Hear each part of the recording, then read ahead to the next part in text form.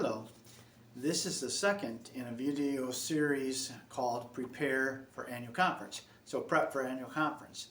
This video relates to Jesus' words found in Luke chapter 14 verses 12 to 24. Jesus is talking about a banquet, inviting the people to a banquet and kind of what you can expect. He talks about, don't invite your close friends and your family or rich people because they'll invite you to their own banquets and pay you back. But invite the poor, invite the disadvantaged. So when we think about the banquets as related to our Christian theology, we're supposed to reach out to people who have a need. And there are at least 6 or 7 things that we can glean from what Jesus says in these verses in Luke 14, 12 to 24.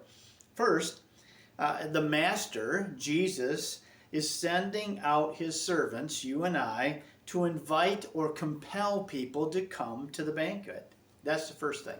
Secondly, people who are not ready, there might be people out there that aren't ready to come to the banquet, will have excuses. Third, the Master sent servants out into the large area to gather people who might not be picked normally to come to a banquet, like friends and neighbors and rich people, but we're picking the people that might be overlooked. Fourth, the servant is sent out to a larger area into the highways and the byways to reach out to a larger group of people, to bring people to the banquet. Fifth, the banquet room is vast. It can't be filled up. Sixth, it is a banquet. So the servants are supposed to call people to a fun time, something that will be a benefit to them and encourage them, and people will enjoy. And by the way, there's food if you're hungry, so it meets a need. Keep that in mind as you are inviting people to come to the banquet of Jesus Christ, whether you're inviting them into a walking with you in a personal relationship or inviting them to your church. This is a banquet that we're inviting people to, and so there should be something beneficial to them. They should enjoy it, and they should be drawn to that, even though sometimes they will make excuses, and their excuses will seem really important to them. But we know that the excuse that they give to go to work, to go meet this need, to go to a funeral, whatever the thing is that keeps them from coming to the banquet is insignificant compared to finding salvation.